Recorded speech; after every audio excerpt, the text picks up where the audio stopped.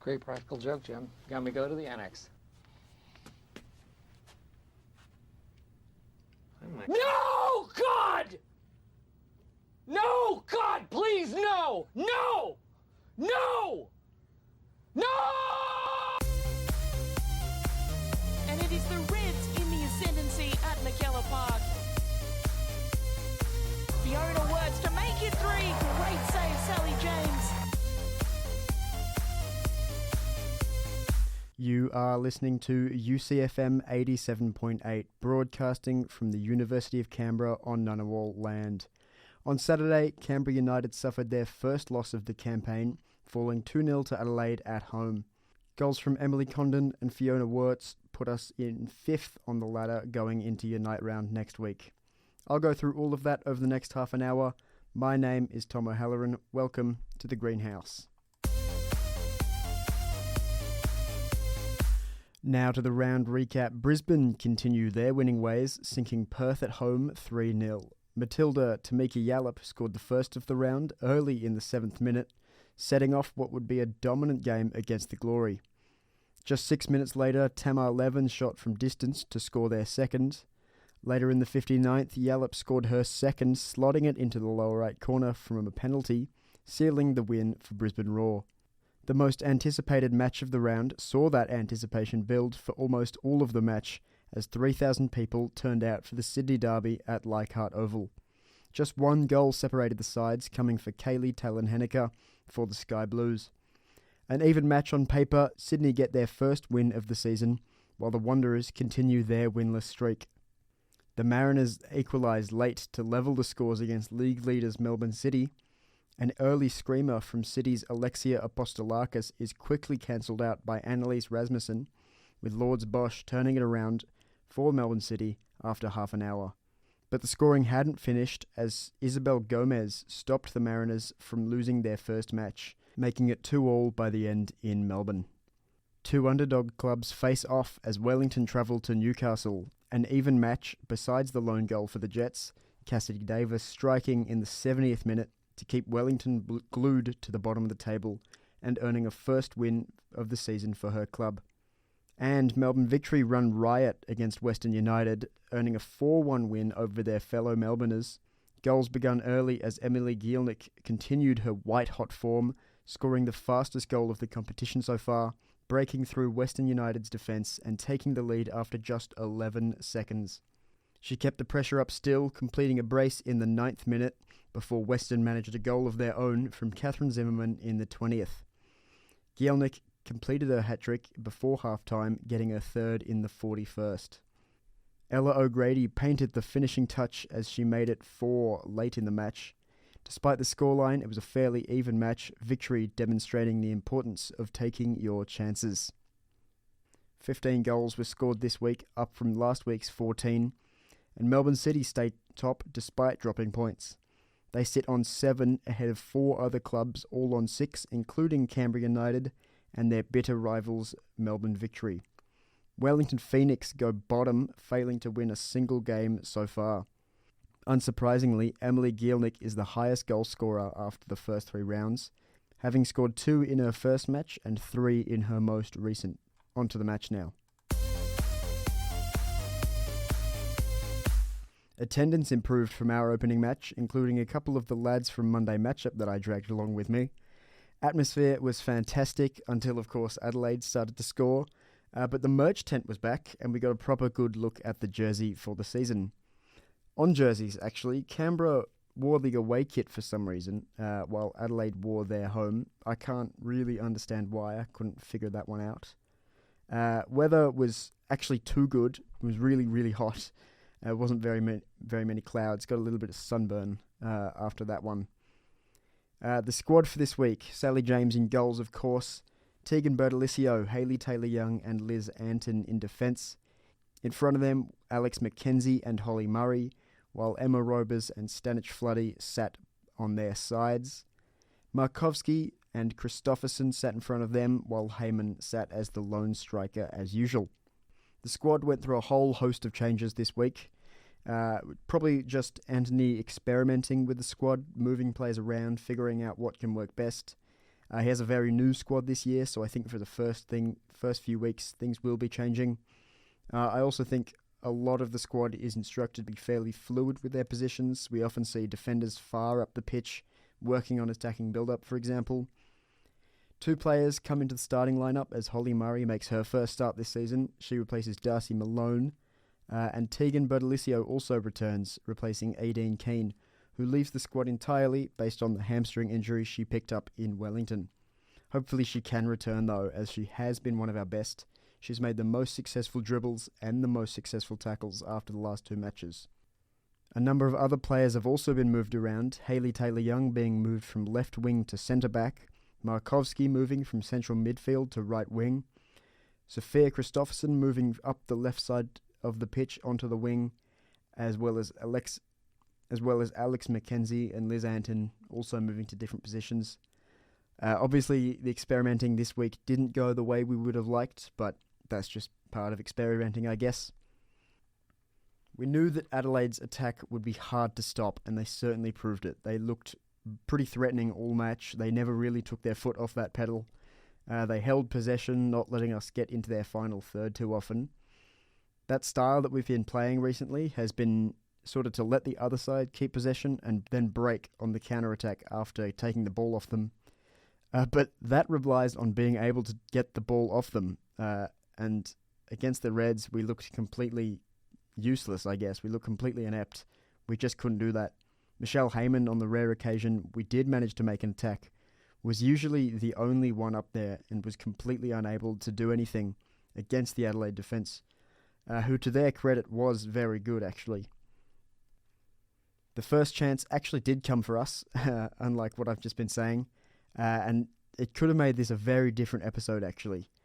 Sophia Christopherson from the defensive line put in a big long ball forward, heading straight for the feet of Hayley Taylor-Young. She loses the ball for a moment, but wrestles it back successfully before playing it up to Mary Stanich-Floody. Mary plays it back to Hayley Taylor-Young, who is now higher up the pitch. She plays it to Michelle Heyman, who chests it down to Mary Stanich-Floody, but the build-up does end there as she connects with the ball a little too high up and skies it over the bar.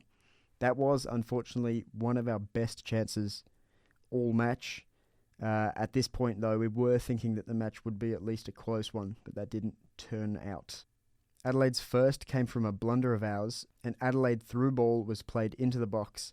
Hayley Taylor-Young got in the way. Unfortunately, she wasn't able to control the ball, and it fell straight for Emily Condon, who, calm as you like, scored her second of the season. Sally James, completely unable to reach it. She went full stretch. Just wasn't happening. 1-0. And after this, for a while, Adelaide looked completely untouchable. They finished dead last season, and so they really need to speak up for themselves this season. And after these first few matches, they're kind of looking like finals contenders. They're looking really strong. Their day got better as Emily Hodgson broke from her marker and made her way up the wing. Our defence looked pretty sparse as Fiona Wirtz sat hungry in the box. The ball came to her and she doubled the lead for the South Australians. There really needed to be more defenders in the box for this one, particularly on Fiona Wirtz. She had all the space in the world. She could have taken the ball anywhere else if she so wanted to. And at the moment she hit the ball, there was 3 outfield players in the box in front of her and just one more on her heels. It really was not enough. Being Fiona Wirtz, of course, she scored it just that easily. It was really, really kind of poor from Canberra. Shortly afterwards, though, Maya Markovski drew a foul on the edge of the box, and this gave us a chance to get back into the match. Mary Stanich-Floody took the free kick low into the penalty box, and Michelle Heyman got a touch on it, but her defender was marking her well. She wasn't able to get a good shot off. Emily Hodgson took it, she put it into the box, and it was then cleared, but Adelaide retained possession and sent the ball back into the box for Emily Condon, squared it to Ella Tonkin, 2 different people, who then put it past a very crowded box and the keeper, making it 3 in the first half. Thankfully, though, it was ruled offside, however, as on the way in, the ball travelled just past a defender who was in an offside position. So, still 2-0. And then one last chance in the first half came for Canberra as a series of good passes found Maya Markovski open in front of goal, but her volley went well over the bar. She probably had time to control it, which was really annoying. This combined with the Stanic Floody miss earlier, we should have been able to be equal with the visitors, at least in the first half. And then 1 minute stoppage time protested by Ant, who was very vocal about that not being enough time. Nothing of note happened there, regardless. Now for the halftime rewind. Last week, I took you back to the first game against Wellington. I'm not going to do that this week, because that was a really boring match. It was 0-0 draw in 2008. The second game, however, was on the 5th of December 2009. It ended in a 3-0 win at home for us. Goals coming from Ellie Brush in the first half, and 2 late goals from Emily Van Egmond and Elise Perry. Elise Perry, obviously one of Australia's best cricketers at the moment. If not, I think she is the best. I'm not a huge cricket head, so I don't know for sure. But she was once one of Australia's best football players. She was in the Matildas at the time, actually, and she made multiple finals with Canberra United. That season, actually, we did make the semi-finals, placed 4th in the league, losing 3-0 to Sydney, who would go on to beat Brisbane to lift the trophy. On to the second half now. 2 subs were made at half-time, trying to shake things up, turn it around. Tegan Bertolicio left the pitch for Lillian Skelly, making her first appearance this season, and Holly Murray was subbed off for Janaya dos Santos. This was, I think, a good move. Things were far more settled for both teams for the remainder of the match. Adelaide didn't look quite as lethal, although we didn't do a whole lot for the most part either. Our defence looked a fair bit more solid, however, and that's what we needed most. Fiona Wirtz gets through on goal after 12 minutes, forces Sally James to make an excellent save, 1-on-1 with the striker, although defenders on her tail kept her from having as much space as she would have liked. Adelaide make their first substitution as Tiana Karambassis replaces Sian Dewey, and Hayley Taylor-Young comes off after doing something to her leg. I'm not sure what happened or where it was on her leg. She was just subbed off. She dropped to the ground. That's all I know. Darcy Malone came on for her. In the meantime, Anthony Yagarinets received a yellow card, potentially inspired by the ACT NPL, famous for the coach getting yellow. I'm still not sure what he got the yellow for either. I think it was dissent. He was sort of having a go at the ref. He was doing it all game. Very silly for that one. Janaya dos Santos then has a chance to pull one back after receiving the ball from a Michelle Heyman backheel. Her first shot is blocked by a defender, and her second is saved. The rebound taken by Lillian Skelly is also blocked. A cross back in by Maya Markovski is also cleared. We've maintained possession in that final third for a while, but a few crosses and through balls just sort of go nowhere. And as Adelaide make an escape, Darcy Malone also receives a yellow card for a tug on the shirt. Ruby Nathan then comes on for Mary Stanic Floody, and Emily Condon also comes off for Adelaide. And that's kind of where the highlights end, I'll be real. Adelaide continue to look for the goal that will seal the game, while we try and find a way back in, sort of reclaim a point. Nothing really ends up working for the other team. Adelaide finished the game with 56.5% of the possession, and actually a lot of the stats they'll dominate. All of the attacking they've obviously scored more goals, they had more shots, more of them were on target.